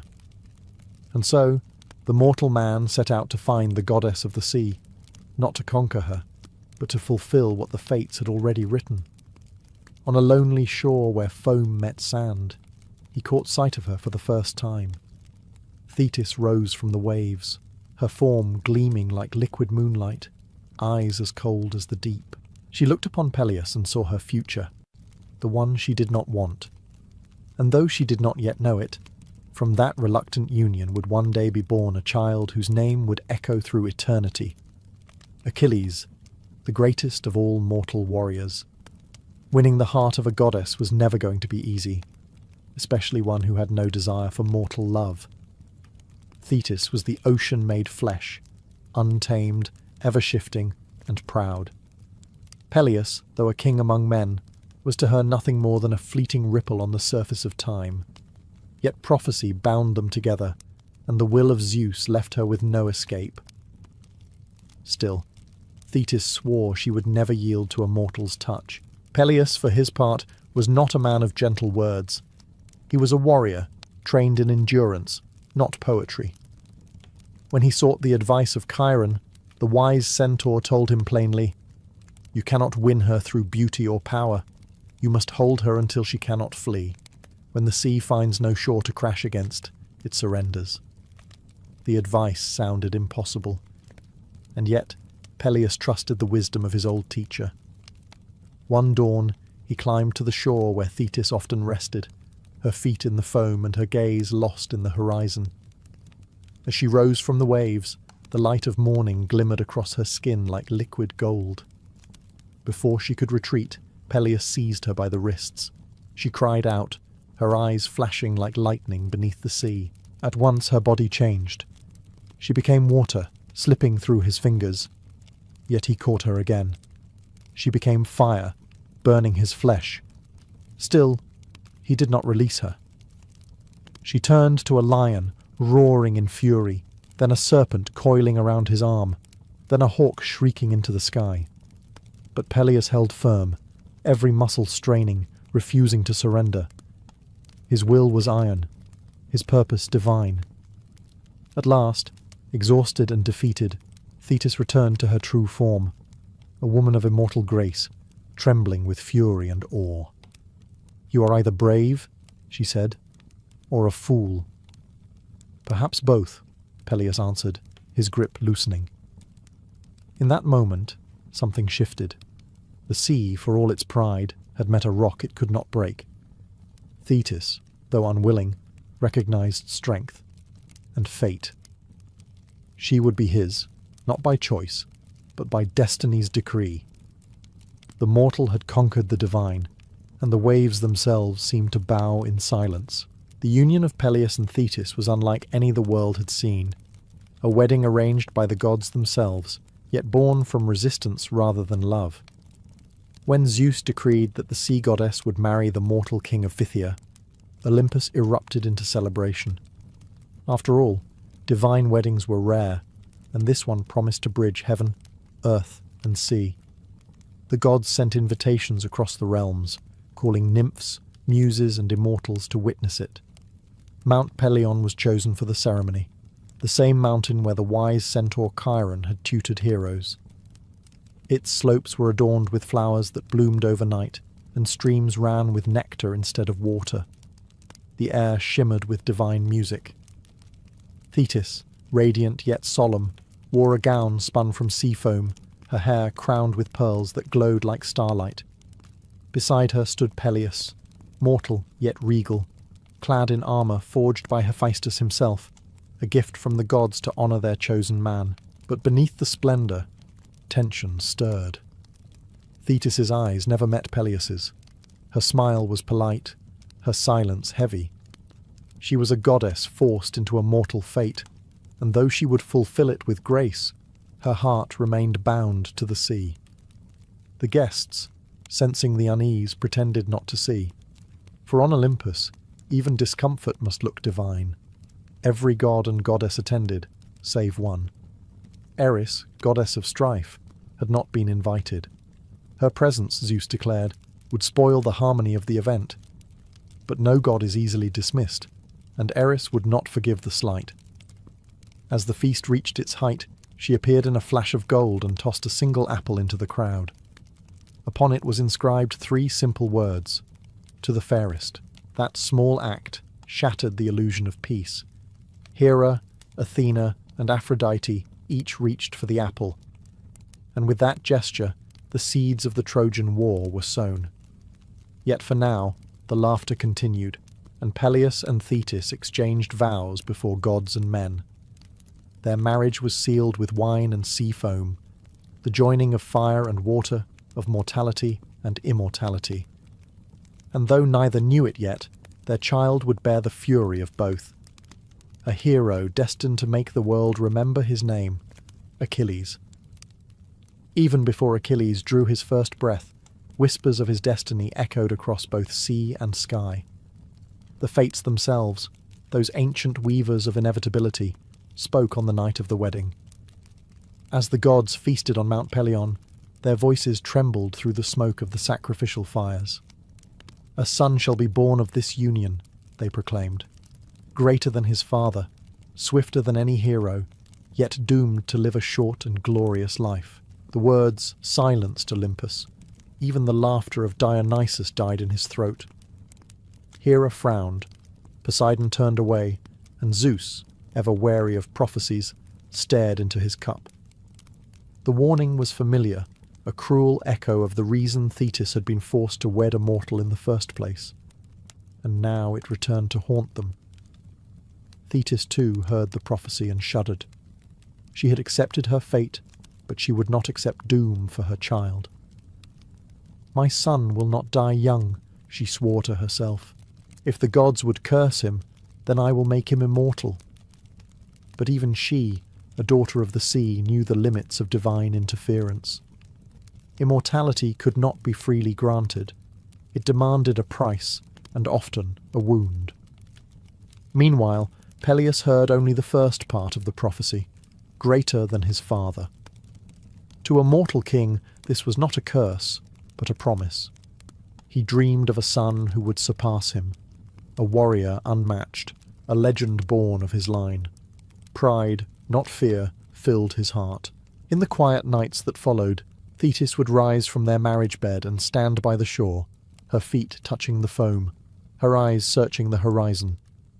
She could feel the pull of the sea calling her back, whispering that mortals were fragile things, and that no child born of both worlds could belong entirely to either. Still, the prophecy was set. The child of fire and water, of flesh and divinity, would soon be born. Thetis prayed the fates might forget their own words, but the fates never forget. Somewhere in the stillness of the night, destiny smiled. Achilles was coming, and with him glory and grief in equal measure. When the time of birth arrived, thunder rolled across the mountains, and the sea itself rose to meet the shore. The union of mortal and divine had created something new, something the world was not prepared for. Thetis cried out, her voice echoing between land and ocean, and in that moment the gods turned their gaze toward Phthia. Even Zeus paused his thunderbolts to listen. Chiron the centaur, wise as always, was summoned to assist. He came down from Mount Pelion, carrying herbs, charms, and the calm of eternity. He knew that this child would be no ordinary infant. "The world changes with his breath," he whispered, as he laid his hands upon the newborn. And there he was, Achilles, son of Peleus and Thetis, glowing faintly with divine light, his first cry fierce and clear as a war horn. Peleus looked upon his son with pride, untainted by fear. To him, this child was the promise of immortality through legacy. "He will be the greatest of men," he said. But Thetis, holding her child close, saw something else, a shadow in his brightness, a whisper of the prophecy she could not silence. The infant's skin shone like polished ivory, yet beneath his perfection Thetis could feel mortality pulsing, fragile, fleeting. She knew that in him the blood of gods and men fought silently. She feared what that struggle would bring. That night, when Peleus slept, Thetis carried her child to the sea. The waves parted for her, recognizing their mistress. There she bathed Achilles in the sacred waters, hoping to wash away his mortality. But the sea could not take what fate had bound. Immortality, once denied to her, would not be freely given to her son. Still, Thetis refused to accept defeat. If the sea could not protect him, perhaps fire could. There existed an ancient secret among the gods. That divine flame could burn away mortality if one dared to endure the pain. And so, she made her decision in silence. By dawn, the child slept peacefully in her arms, but Thetis's eyes were stormy. Achilles was alive, yet unprotected. She knew the time would come when she must try again, to outwit destiny itself, even if it meant defying Olympus once more. Thetis could not sleep. The prophecy haunted her with every breath her child took. Achilles was radiant, divine blood glowing beneath mortal skin, yet she could see how fragile he truly was. Each time he cried, she felt the echo of death. So, one night, she rose from Peleus's side, cradled her infant son, and went to the great hearth of their palace. If the gods would not grant her son immortality, she would seize it herself. There was an ancient belief whispered among the sea nymphs that fire, sacred and eternal, could burn away mortality if wielded by divine hands. So Thetis, desperate and defiant, held her son over the flames. She did not throw him in. She let the fire lick his limbs, consuming the mortal weakness in his flesh, while her divine touch protected him from pain. The flames hissed and curled around him, a strange fusion of agony and blessing. Each night she returned to the hearth, dipping Achilles into the sacred fire. Slowly, his skin grew stronger, shining faintly like polished bronze. But immortality demands balance, and her secret ritual did not go unnoticed. One evening, Peleus awoke and found his wife standing over the fire, his son half submerged in the glow. He shouted in horror, mistaking devotion for madness. Thetis turned, her eyes wide with divine fury. "You fool!" she cried. "I was burning away his death, but the moment was lost." Peleus rushed forward, wrenching the child from her hands. The flames sputtered, and the spell broke. The fire dimmed, leaving behind only smoke and silence. Thetis stared at her mortal husband, the man who had interrupted the impossible, and realized their worlds could never truly meet. Without another word, she vanished into the sea, leaving behind only salt on the air and sorrow in Peleus's heart. The child, unharmed but unfinished, slept in his father's arms, strong yet not immortal. And so the attempt failed, but not completely. The fire had strengthened Achilles in ways even the gods could not fully measure. His body would one day resist every wound but one, a single weakness that no flame could erase. Destiny had claimed its share, and the sea goddess had lost her fight against fate. Thetis may have fled to the sea, but her resolve did not die with her failed ritual. Maternal love, even in a goddess, does not surrender easily. She had sworn to protect her son from death, and if fire could not burn away mortality, perhaps the underworld's waters could. For in the depths of the earth flowed the river Styx, a boundary so sacred that even the gods swore oaths upon it, knowing a broken vow there would bring ruin. Its waters were not of life, but of eternity. So one moonless night, Thetis returned. Her beauty was dimmed by sorrow, her eyes fixed on her sleeping child. She lifted Achilles gently, wrapped him in sea silk, and vanished again into the dark. Through shadowed caves and ancient fissures, she descended to the underworld, where even Hermes hesitated to tread. The Styx lay before her, black, silent, and gleaming like obsidian. Around it drifted the whispers of forgotten souls. Thetis hesitated only once. Then, whispering a mother's prayer, she dipped her son into the water. The river hissed, reacting to divine flesh. Its current curled around Achilles, coating him with its deadly blessing. But as fate would have it, her hand trembled. She held him by the heel, the one spot untouched by the river's power.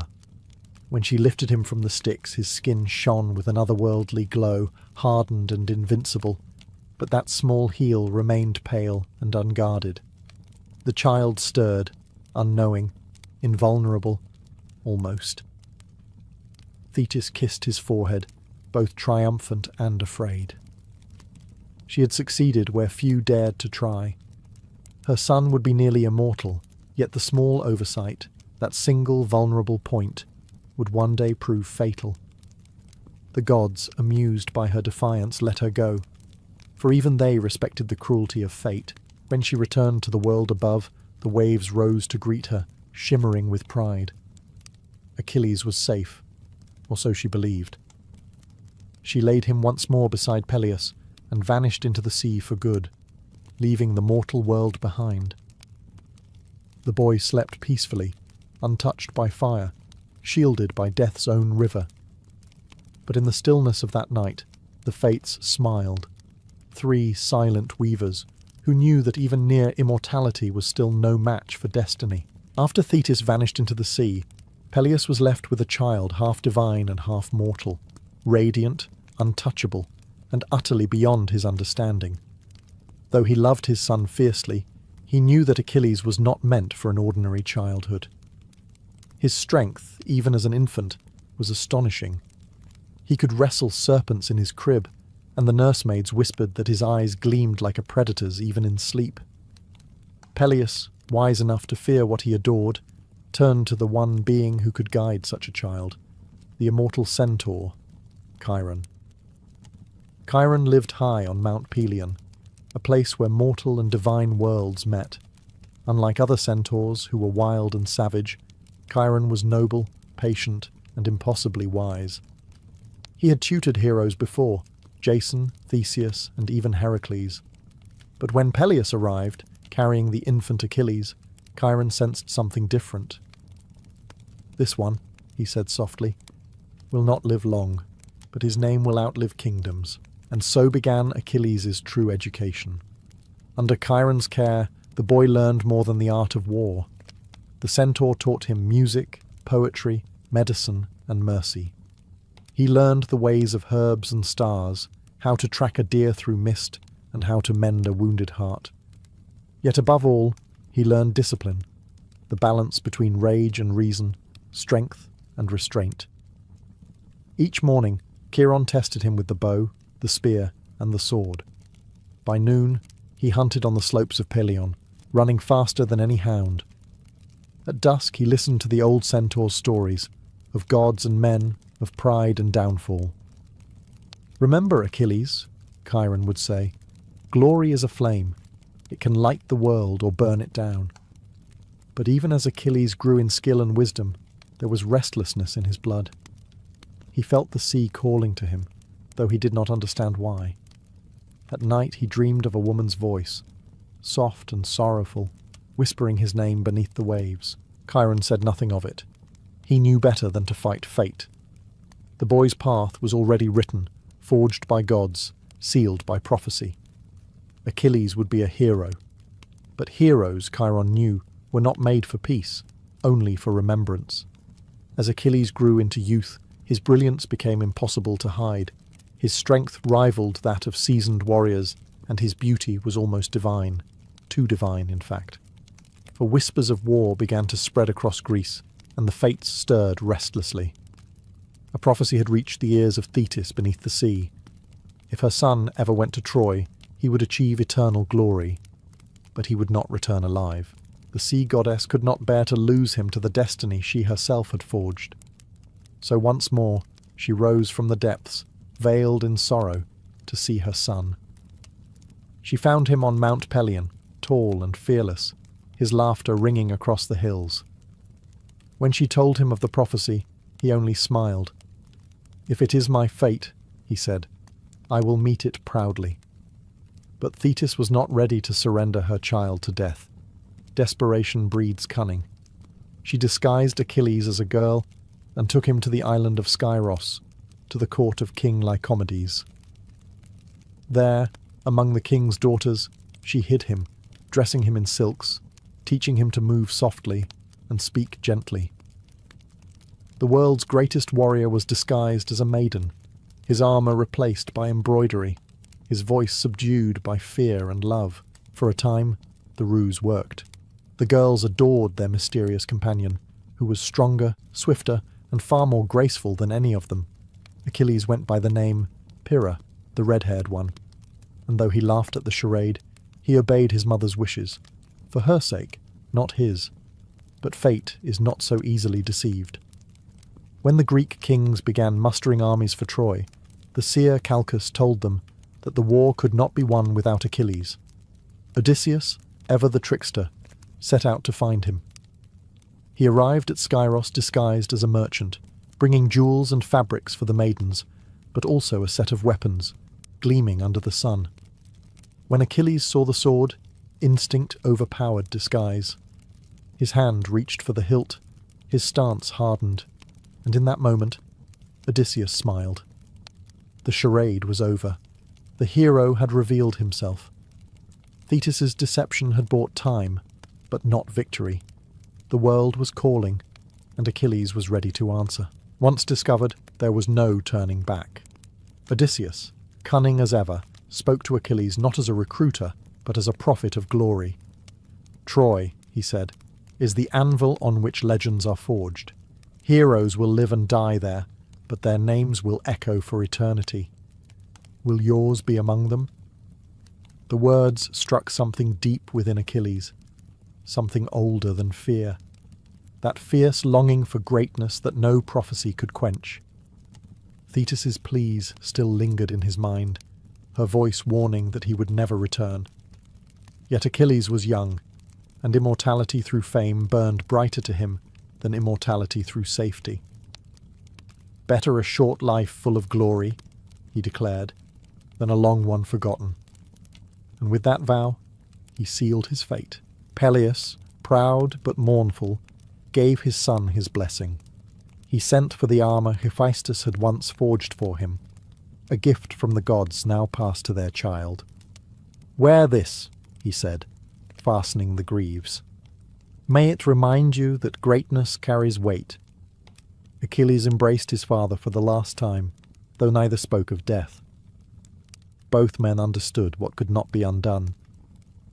Before leaving, Achilles returned once more to Chiron's cave on Mount Pelion. The old centaur, who had raised him, said nothing at first. He simply looked at his pupil, now taller, stronger, radiant with youth. Finally, Chiron broke the silence. "The path of the hero is not chosen," he said. "It is endured." Then he handed Achilles a spear carved from ash, balanced perfectly for his hand. "Remember what I taught you. Fight with purpose, not anger." When Achilles departed, the mountain wind seemed to mourn him. Down below, Odysseus and his fleet waited, sails taut against the sea breeze. As Achilles stepped aboard, the waves themselves rose in recognition, for the ocean still remembered his mother's touch. Behind him, Thetis wept beneath the waves. She had hidden him, begged the fates, defied Olympus itself. But nothing could silence destiny. Her son would go to Troy, and the world would remember his name forever.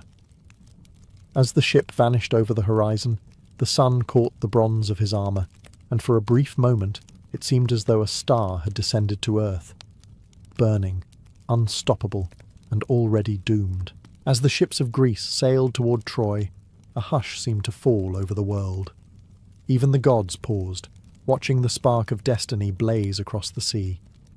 Among the hundreds of warriors aboard, one shone brighter than all. Achilles, son of Peleus and Thetis, the child of prophecy, half mortal, half divine. The wind carried his name like a hymn. Heroes whispered it with awe, and kings envied it. He was not yet a man, but already legend trembled at his feet. On the journey, Odysseus studied him in silence. He had seen ambition before, but Achilles's was something else, a hunger that bordered on sacred. The young warrior spoke little, though when he did, his words burned with conviction. "Glory does not wait for those who hide," he said once. "It waits for those who meet their end without flinching." Even the seasoned generals fell quiet at that. Far below, beneath the waves, Thetis felt each gust of wind that filled his sails. She prayed to the gods who had betrayed her, begged them to protect her son. But she knew the truth. Destiny does not bend, even for a goddess. The fates had already spun the thread of Achilles' life, brilliant, short, and unbreakable. When the fleet reached Aulis, the priests made sacrifices to seek the favour of the winds. Flames rose, and smoke curled into omens. The seer Calchas spoke again. "The walls of Troy will not fall without the wrath of Achilles, and when his wrath burns out, so too will his life." Achilles listened, unshaken. There was no fear in him, only certainty. He looked toward the east, where the city of Troy waited, shining faintly on the horizon like a challenge from the gods themselves. That night, under a sky heavy with stars, he stood at the bow of the ship and whispered to the sea. "Mother," he said softly, "I will make you proud." The waves did not answer, but they glowed faintly in reply. The dawn that followed marked the beginning of the greatest war in mortal memory, and the rise of a hero who would never fade. Achilles was no longer just a son or student. He was destiny in motion, the mortal who would defy gods, embrace glory, and burn brighter than any flame the world had ever seen.